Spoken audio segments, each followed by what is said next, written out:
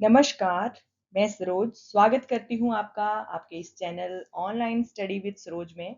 और फ्रेंड्स, जैसा कि आपको पता है, हम जो है वो सीटेट की प्रिपरेशन साथ में कर रहे हैं। तो सीटेट की प्रिपरेशन जो है उसमें मैं आज आपके लिए एक इम्पॉर्टेंट क्लास लेकर आई हूँ। तो सीटेट में हम पेपर नंबर 2, जैसा कि आपको पता है, जो कि 6th से लेकर 8th तक का जो एनसीईआरटी की बुक्स हैं उनसे ये जो एग्ज़ाम है ये आता है। तो इसमें आपको इम्पॉर्टेंट क्वेश्चंस जो हैं वो मिल जाएँगे। और सीटेट का पेपर नंबर 2 है, इम्पॉर्टेंट क्वेश्चंस आंसर हैं, ठीक है? तो आपको पता है ये क्वेश्चन 6th से 8th क्लास के जो एनसीईआरटी की बुक्स हैं वहाँ से आते हैं। तो ये जो क्वेश्चंस हैं इनमें आपको हिंदी और इंग्लिश दोनों ही मीडियम्स में ये आपको क्वेश्चंस मिलेंगे। और इसमें आपको चाइल्ड डेवलपमेंट मिलेगी, लैंग्वेज 1 जो है हिंदी से क्वेश्चन मिलेंगे, लैंग्वेज 2 इंग्लिश से क्वेश्चन मिलेंगे, साइंस के 2-3 क्वेश्चन होंगे और सोशल स्टडीज के क्वेश्चन जो है वो मिलेंगे, ठीक है? तो शुरू करते हैं हम आज की ये क्लास। आज की क्लास का जो पहला प्रश्न है वो है, प्याजे के संज्ञानात्मक विकास सिद्धांत का मुख्य केंद्र क्या था? तो यहाँ से हमारे 2 से 3 क्वेश्चन क्लियर हो जाते हैं कि प्याजे ने कौन सा सिद्धांत दिया था। तो प्याजे की थ्योरी का नाम था कॉग्निटिव डेवलपमेंट थ्योरी, यानी कि संज्ञानात्मक विकास सिद्धांत उसका नाम था। और उसका केंद्र क्या था? तो उसका केंद्र था तर्कशील सोच चरणबद्ध विकास, ठीक है? तर्कशील सोच का चरणबद्ध विकास, यानी कि development of logical thinking in stages. तो आपको पता है इन्होंने अपनी कॉग्निटिव डेवलपमेंट की थ्योरी में 4 स्टेजेस जो हैं वो दी हुई हैं। और उनमें बताया हुआ है कि किस प्रकार से बच्चे का जो विकास है वो होता है इन 4 स्टेजेस के माध्यम से। तो अगर आपने अभी तक प्याजे की इस कॉग्निटिव डेवलपमेंट की थ्योरी को नहीं पढ़ा है, तो आप मेरे चैनल पर जाकर प्याजे का प्याजे की कॉग्निटिव डेवलपमेंट थ्योरी जो है वो सर्च कर सकते हो। आपको वहाँ पर मैंने बहुत ही सिंपल वे में और बहुत ही आसान तरीके से प्याजे की जो थ्योरी है उसको समझाया हुआ है, ठीक है? तो आप वहाँ पर जाकर चेक ज़रूर कर सकते हो, अगर आपने अभी तक नहीं पढ़ा है। क्योंकि आपको पता है सीटेट के एग्ज़ाम में जो जीन प्याजे हैं इनसे रिलेटेड 2 से 3 प्रश्न तो आपको मिल ही जाते हैं। और आपको पता है सीटेट के एग्ज़ाम में तो एक-एक नंबर जो है वो भी इम्पोर्टेंट होता है, ठीक है? तो आप प्लीज़ ज़रूर चेक करें मेरे चैनल पर जाकर प्याजे का कॉग्निटिव डेवलपमेंट की थ्योरी, ठीक है? तो नेक्स्ट क्वेश्चन की अगर हम बात करें, कोहल वर्ग के अनुसार नैतिक विकास किस पर आधारित है? तो यहाँ से भी हमारा एक क्वेश्चन ये बन जाता है कि नैतिक विकास का सिद्धांत किसने दिया है, यानी कि मॉरल डेवलपमेंट की जो थ्योरी दी है वो किसके द्वारा दी गई है? तो मॉरल डेवलपमेंट की थ्योरी जो है ये दी गई है कोहल वर्ग के द्वारा, ठीक है? तो यहाँ पर पूछा है कि ये किस चीज पर आधारित है, इनकी जो मॉरल डेवलपमेंट की थ्योरी है ये किस चीज पर बेस्ड है, ये कौन से किस चीज पर आधारित है?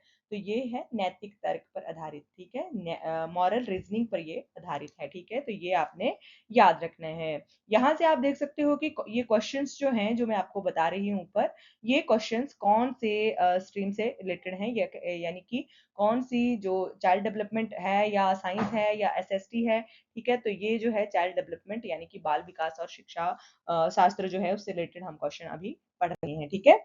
नेक्स्ट क्वेश्चन आता है हमारा कि वाइगॉत्स्की ने शिक्षा में ब्लैंक की भूमिका पर बल दिया है, ठीक है? तो वाइगॉत्स्की का आपको पता है कौन सा सिद्धांत है? उनका सिद्धांत है सोशल इंटरेक्शन, यानी कि सामाजिक अंत्यक्रिया, ठीक है? उस चीज पर ये बल देते हैं अपने सिद्धांत में, ठीक है? सोशल डेवलपमेंट की थ्योरी इनके द्वारा दी गई है। सोशल डेवलपमेंट की थ्योरी वाइगॉत्स्की के द्वारा दी गई है और इससे भी दो से तीन क्वेश्चंस कई बार जो है वो पूछ लिए जाते हैं। तो ये जो थे वाइगॉत्स्की, ये किस चीज पर बल देते थे? इनका मानना था कि बच्चे जो हैं ये इनको जो शिक्षा दी जानी चाहिए उसमें उनका सामाजिक अंत्यक्रिया, ठीक है, यानी कि सोशल इंटरेक्शन जो है वो पूर्ण रूप से उसको डालना होगा। यानी कि बच्चे जब तक सोशल नहीं होंगे उनकी जो शिक्षा है, उनकी जो एजुकेशन है या उनकी जो लर्निंग है वो जो है वो अधूरी मानी जाएगी, ठीक है? तो नेक्स्ट क्वेश्चन की अगर हम बात करें, यहाँ पर है शिक्षण में स्कैफ फोल्डिंग का क्या अर्थ है, ठीक है? तो शिक्षण में स्कैफ फोल्डिंग का अर्थ है शिक्षक द्वारा दी गई सहायता, ठीक है, शिक्षक द्वारा दी गई सहायक सहायता, ठीक है। तो शिक्षण में पूछा गया है। अगर आपसे सिंपल वे में पूछा जाता कि स्कैप फोल्डिंग क्या होता है, तो स्कैप फोल्डिंग आपको पता है, जब हम किसी को एक छोटा-सा हिंट भी दे देते हैं, जैसे कि कोई बच्चा है मान लो, वो किसी चीज़ को कर रहा है, जैसे घर की बात करूँ, यहाँ पे तो शिक्षण पूछा गया है ना, यहाँ पे तो टीचिंग पूछा गया है। लेकिन अगर मैं घर की बात करूँ, कोई बच्चा जो है, वो किसी चीज़ को सीख रहा है, उसको वो चीज़ आती है, लेकिन थोड़ा-सा अगर उसको हम हिंट उसको देने की ज़रूरत है, तो अगर पेरेंट्स या कोई भी जो है बड़ा है, अगर उसको थोड़ा-सा हिंट दे देता है, वो उस क्वेश्चन को या उस चीज़ को वो खुद सीख लेता है, तो उसको हम स्कैफोल्डिंग का नाम देते हैं। तो उसी तरह से शिक्षण में भी वही होता है। शिक्षण में जैसे कि बच्चा जो है वो किसी चीज़ को करने की कोशिश कर रहा है, उसको हम एक शिक्षक जो है, एक टीचर जो है, वो थोड़ा-सा भी हिंट दे देते हैं, थोड़ी-सी भी सहायता कर देते हैं उस चीज़ में, तो उसको हम कहते हैं स्कैफोल्डिंग, ठीक है? तो स्कैफोल्डिंग मुझे लगता है आप समझ गए होंगे स्कैफोल्डिंग का मीनिंग। नेक्स्ट क्वेश्चन हम पढ़ते हैं। नेक्स्ट क्वेश्चन है कि बच्चे में रचनात्मकता आंकने का सबसे उपयुक्त जो तरीका है वो क्या है, ठीक है? तो सबसे जो एक एप्रोप्रिएट मेथड है वो कौन-सा है, तो वो आपने बताना है कि बच्चे की हम जो क्रिएटिविटी है उसको हम कैसे माप सकते हैं, उसको हम कैसे आँक सकते हैं कि बच्चे में कितनी ज़्यादा क्रिएटिविटी है, ठीक है? तो क्रिएटिविटी को एप्रोप्रिएट मेथड जो है क्रिएटिविटी को देखने का वो है खुली प्रकार से गतिविधियाँ और प्रश्न, ठीक है? यानी कि ओपन एंडेड क्वेश्चन हम उसको पूछ सकते हैं और टास्क भी हम उसको दे सकते हैं, ठीक है? तो जैसे कि मान लो कि हमने उसको घर को कोई क्राफ्ट बनाने को दे दिया या फिर हम उसको उससे हम कोई भी ऐसा क्वेश्चन कर रहे हैं जिसको हम बोल रहे हैं कि आप अपने हिसाब से उस क्वेश्चन का आंसर दीजिए। तो वहाँ पर बच्चे का पता चल जाता है कि बच्चा जो है वो कितना क्रिएटिव है, ठीक है? उस क्वेश्चन का आंसर जो है वो बच्चा अपनी हम उसको कहेंगे अपनी भाषा में, अपनी लैंग्वेज में, अपने तरीके से उस क्वेश्चन का आंसर बताओ तो हमें पता चल जाएगा कि बच्चा जो है वो कितना ज़्यादा क्रिएटिव है, ठीक है? तो इस तरह से हम बच्चे की जो क्रिएटिविटी है उसको हम आँक सकते हैं, ठीक है? तो नेक्स्ट क्वेश्चन की यहाँ हम बात करें तो यहाँ पर इंक्लूसिव एजुकेशन जो है वो किस चीज़ को बढ़ावा देती है, यहाँ पर पूछा गया है। तो समावेशी शिक्षा जो है वो किसको बढ़ावा देती है? तो समावेशी शिक्षा जो है ये किस चीज को बढ़ावा देती है ये बताना है, ठीक है? तो ये किस चीज को प्रमोट करती है, ये करती है सभी बच्चों के लिए समान सीखने के अवसर, ठीक है?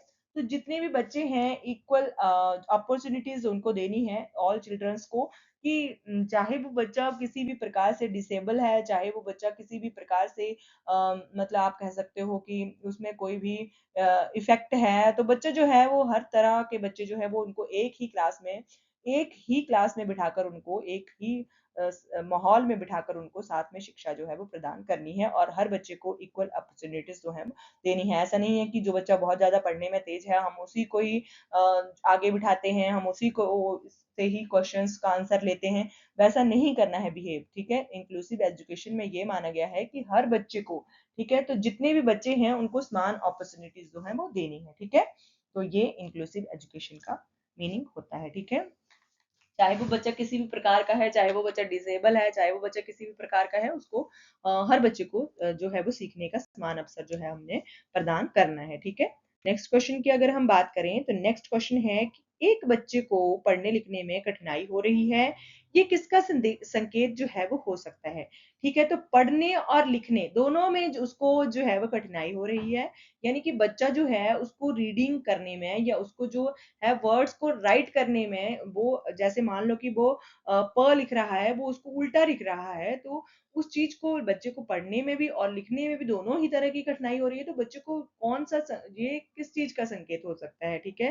तो ये किस चीज का इंडिकेटर हो सकता है, ये हो सकता है डिसलेक्सिया का, ठीक है? डिसलेक्सिया जो है उस बच्चे को अ, हुआ हम मान सकते हैं, ठीक है? जिस बच्चे को पढ़ने और लिखने में कठिनाई हो रही है उसको हम डिसलेक्सिया का शिकार जो है वो बच्चे को मान सकते हैं, ठीक है?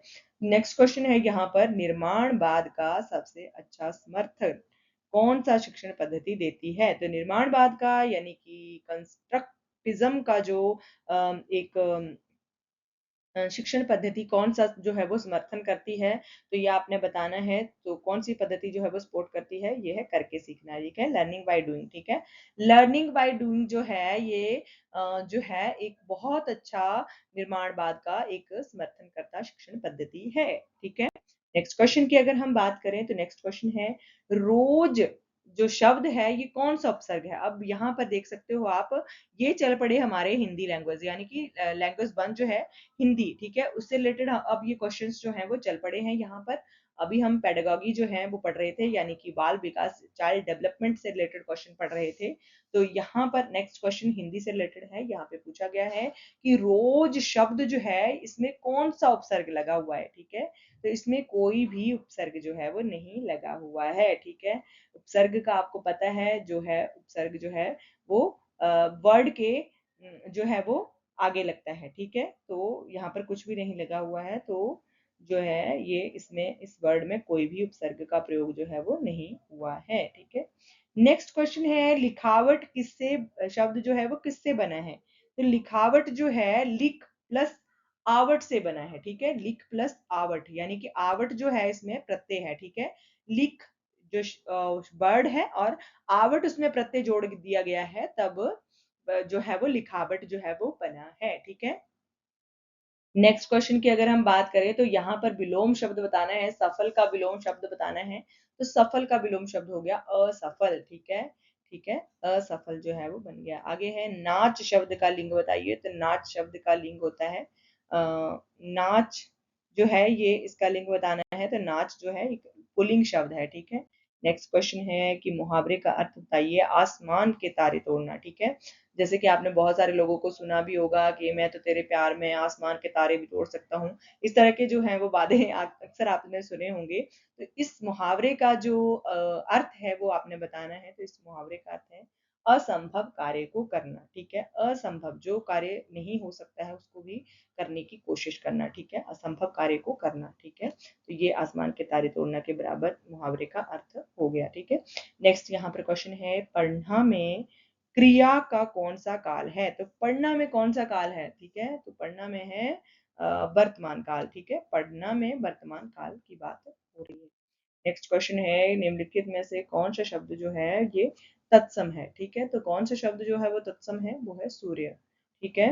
नेक्स्ट क्वेश्चन आता है कि हिंदी भाषा शिक्षण में कहानी का प्रयोग क्यों किया जाता है। तो हिंदी भाषा शिक्षण में कहानी का प्रयोग भाषा कौशल को विकसित करने के लिए किया जाता है, ठीक है।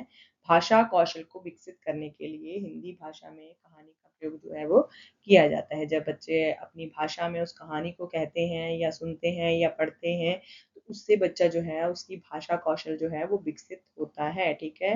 उसकी लैंग्वेज स्किल्स जो है वो डेवलप होती हैं, ठीक है।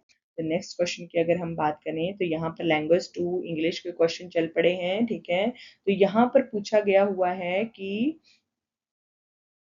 ये वर्ड है इनॉर्मस, तो इसका समानार्थी बताना है, ठीक है। साइनोनियम्स आपने बताना है इनॉर्मस का। तो इनॉर्मस का समानार्थी जो है वो है ह्यूज, ठीक है। ह्यूज जो है ये इनॉर्मस का समानार्थी कहा जा सकता है। यहाँ पर क्वेश्चन पूछा गया है कि identify the part of speech, ठीक है। तो आपने कौन सा पार्ट ऑफ स्पीच है इसमें ये बताना है। तो ये जो सेंटेंस है ये है शी सिंग्स ब्यूटीफुली, ठीक है। तो शी सिंग्स ब्यूटीफुली में एडवर्ब जो है यानी कि क्रिया विशेषण जो है ये प्रयोग हुआ है, ठीक है। इसमें शी सिंग्स ब्यूटीफुली में ब्यूटीफुली जो है ये कौन सा स्पीच ऑफ पार्ट है। तो ये है एडवर्ब, ठीक है। ब्यूटीफुली का बताना था आपने, ठीक है। तो नेक्स्ट क्वेश्चन की अगर हम बात करें तो ये है नेक्स्ट क्वेश्चन कि चाइल्ड एक का बहुवचन क्या होगा। तो चाइल्ड का जो प्लूरल होगा ये होगा चिल्ड्रन, ठीक है। जब एक बच्चा है तो चाइल्ड हम कहते हैं, जब बहुत सारे बच्चे हैं तो वो चिल्ड्रन बन जाते हैं। नेक्स्ट क्वेश्चन है कि निम्नलिखित में से कौन सा प्रीपोशंस है। तो कौन सा प्रीपोशंस है वो है अंडर, ठीक है। नेक्स्ट क्वेश्चन है कि he has gone to school, ठीक है। He has gone to school का काल बताइए। तो इसमें कौन सा टेंस जो है ये यूज हुआ है। तो वो हुआ है प्रेजेंट परफेक्ट, यानी कि वर्तमान पूर्ण, ठीक है। प्रेजेंट परफेक्ट ये टेंस इसमें यूज हुआ है, ठीक है। नेक्स्ट क्वेश्चन है 22 नंबर का कि दे रोट ए लेटर, ठीक है। दे रोट ए लेटर का पैसिव वॉइस क्या होगा। दे रोट ए लेटर का पैसिव वॉइस होगा a letter was written by them, ठीक है। इसका पैसिव वॉइस बन जाएगा a letter was written by them, ठीक है। नेक्स्ट क्वेश्चन है कि सही कंजक्शन जो है वो चुननी है आपने। She has poor, blank honest, ठीक है। तो यहाँ पर जो कंजक्शन यूज होगा वो होगा बट, ठीक है। She has poor but honest, ठीक है। नेक्स्ट क्वेश्चन है, नए शब्द सिखाने की सबसे अच्छी विधि कौन सी है? तो which method is the best to teach new vocabulary, ठीक है। तो वो कौन सा है? चित्रों और संदर्भ का प्रयोग, ठीक है। यूजिंग पिक्चर्स और कॉन्टेक्स्ट, ठीक है। नेक्स्ट क्वेश्चन है कि पौधे अपना भोजन किस प्रक्रिया द्वारा बनाते हैं? तो पौधे जो है ये अपना भोजन प्रकाश संश्लेषण जो है प्रक्रिया, उसके द्वारा अपना भोजन जो है वो बनाते हैं। फोटोसिंथेसिस के द्वारा जो पौधे हैं ये अपना भोजन तैयार करते हैं, ठीक है। ये साइंस से रिलेटेड क्वेश्चन चल पड़े हैं, आप यहाँ पर देख सकते हो, ठीक है। तो पौधे अपना भोजन जो है ये प्रकाश संश्लेषण विधि के द्वारा बनाते हैं, ठीक है। नेक्स्ट क्वेश्चन है कि boiling point of water is, तो जो जल का क्वथनांक है ये बताना है, बॉइलिंग पॉइंट क्या होता है? तो वो होता है 100 डिग्री सेल्सियस, ठीक है। 100 डिग्री सेल्सियस जो है जल का क्वथनांक होता है, ठीक है।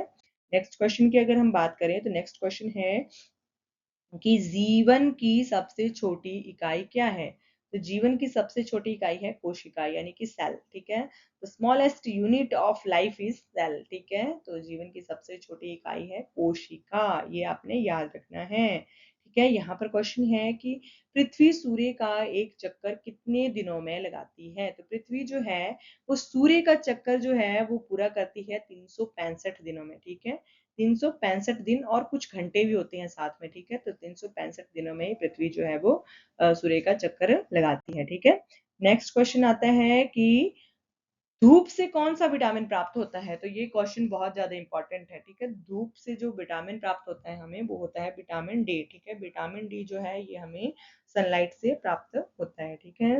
आगे है, बल किससे किसमें मापा जाता है? तो बल को न्यूटन में मापा जाता है, ठीक है। ये भी आपने याद रखना है, फोर्स को मेजर किया जाता है न्यूटन में, ठीक है। तो नेक्स्ट यहाँ पर क्वेश्चन है, प्रकाश संश्लेषण के दौरान पौधे कौन सी गैस छोड़ते हैं? तो प्रकाश संश्लेषण जब चल रहा होता है यानी कि उनका फोटोसिंथेसिस जब हो रहा होता है तो उस दौरान जो है वो पौधे कौन सी गैस को छोड़ते हैं? तो वो छोड़ते हैं ऑक्सीजन को, ठीक है। ऑक्सीजन पौधे छोड़ते हैं और कार्बन डाइऑक्साइड वो ग्रहण करते हैं, ठीक है। ये भी आपने याद रखना है। इस तरह के छोटे छोटे प्रश्न जो है हम सोचते हैं कि हम कर लेंगे, लेकिन जब एग्जाम में ये ऐसे ही क्वेश्चन हमें देखने को मिलते हैं तो हम कहीं ना कहीं हम जो है वो कंफ्यूज हो ही जाते हैं, ठीक है। नेक्स्ट क्वेश्चन है कि पौधे का कौन सा भाग जो है जल का परिवहन करता है? तो पौधे का कौन सा भाग जो है वो जल का परिवहन करता है? वो है जाइलम, ठीक है। जाइलम जो है ये पौधे का जल का परिवहन जो है वो करता है, ठीक है। नेक्स्ट क्वेश्चन आएगा कि भारत का संविधान कब लागू हुआ था? तो भारत का संविधान लागू हुआ था, ये सोशल स्टडीज से क्वेश्चन चल पड़े हैं यानी कि सामाजिक अध्ययन से रिलेटेड क्वेश्चन चल पड़े हैं यहाँ पर। तो ये है भारत का संविधान कब लागू हुआ था? तो भारत का संविधान 26 जनवरी 1950 को लागू हुआ था, ठीक है। अगर आपको सीटेट में सोशल स्टडीज से रिलेटेड क्वेश्चन पढ़ने हैं, क्योंकि आपको पता है सोशल स्टडीज से रिलेटेड 60 क्वेश्चन जो हैं वो सीटेट के एग्जाम में देखने को हमें मिलते हैं। तो अगर आपने सोशल स्टडी के जो क्वेश्चंस हैं या उनके जो टॉपिक्स हैं उनको एक क्रम में एक सीक्वेंस वाइज आपने पढ़ना है, तो मैंने एक जो प्लेलिस्ट है वो डाली हुई है अपने चैनल के ऊपर, आप उसको जाकर जरूर चेक कर सकते हो। तो इस भारत का संविधान जो है ये 26 जनवरी 1950 को लागू हुआ था, ठीक है। नेक्स्ट क्वेश्चन है कि भारतीय संविधान के जनक कौन है? ठीक है। तो who is the father of the Indian constitution? तो वो कौन है? वो है डॉक्टर भीमराव अंबेडकर, ठीक है। डॉक्टर भीमराव अंबेडकर को फादर ऑफ इंडियन कॉन्स्टिट्यूशन यानी कि संविधान के जनक जो है वो कहा जाता है, ठीक है, डॉक्टर भीमराव अंबेडकर जी को। नेक्स्ट क्वेश्चन है यहाँ पर कि कर्क रेखा भारत के कितने राज्यों से होकर गुजरती है? तो कर्क रेखा जो है ये भारत के लगभग 8 राज्यों से होकर गुजरती है। कितने? 8 स्टेट्स जो हैं उनसे होकर ये गुजरती है, ठीक है। नेक्स्ट क्वेश्चन है कि समुद्री मार्ग से भारत में कौन आया था? तो समुद्री मार्ग से भारत में कौन आया था? बास्को डिगामा, ठीक है। बास्को डिगामा जो था ये समुद्री मार्ग से भारत में आया था, ठीक है। नेक्स्ट क्वेश्चन की अगर हम बात करें तो ये है, अशोक के सम्राट की राजधानी क्या थी? तो अशोक के सम्राट की राजधानी थी अशोक सम्राट की राजधानी जो थी ये थी पाटलिपुत्र, ठीक है। अशोक के साम्राज्य की राजधानी पूछी हुई है, अशोक साम्राज्य की राजधानी जो थी वो थी पाटलिपुत्र। ठीक है, पाटलिपुत्र आपने याद रखना है। तो इस तरह के क्वेश्चन जो हैं छोटे-छोटे हमें बहुत ज़्यादा कन्फ्यूज़ करते हैं अशोक के बारे में, और बहुत सारे मतलब जितने भी राजा महाराजा हैं उनसे रिलेटेड इसी तरह के क्वेश्चन जो है वो एग्जाम में पूछे जाते हैं। नेक्स्ट क्वेश्चन है कि पृथ्वी के दो बराबर भागों को बांटने वाली रेखा को क्या कहते हैं? तो पृथ्वी जो है उसको दो बराबर भागों में बांटने वाली रेखा को भूमध्य रेखा जो है वो कहते हैं। क्या कहते हैं? भूमध्य रेखा उसको हम कहते हैं। ठीक है, तो आज की क्लास के लिए फ्रेंड्स बस इतना ही। आई होप आपको ये क्लास अच्छी लगी होगी। अगर आपको क्लास अच्छी लगी है तो प्लीज़ क्लास को लाइक करें, अपने फ्रेंड्स के साथ इस क्लास को शेयर करें और कमेंट करके मुझे ज़रूर बताएं कि आपको ये क्लास जो है वो कैसी लगी। और प्लीज़ अगर आप चैनल पर नए आते हो तो चैनल को सब्सक्राइब ज़रूर कर लें। Thank you for watching.